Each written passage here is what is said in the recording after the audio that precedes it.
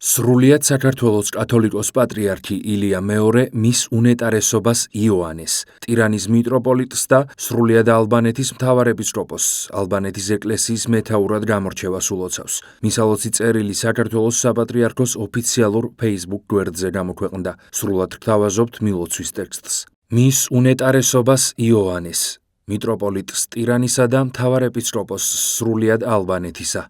თქვენო უნეტარესობავ, საქართველოს მართლმადიდებელი ეკლესიისა და პირადად ჩემი სახელით გულითად ადგილოცავთ ალბანეთის ეკლესიის მეთაურად გამორჩევას.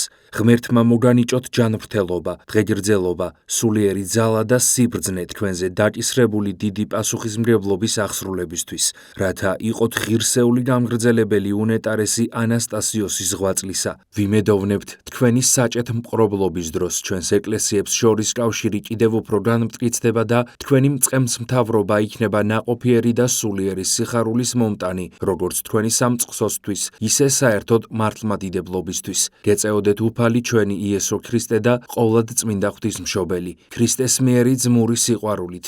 ილია მეორე, სრულიად საქართველოს კათოლიკოს პატრიარქი, მცხეთა თბილისის მთავარეპისკოპოსი და ბიჭვინთისა და ცხუმ-აფხაზეთის მიტროპოლიტი. 17 მარტი 2025 წელი.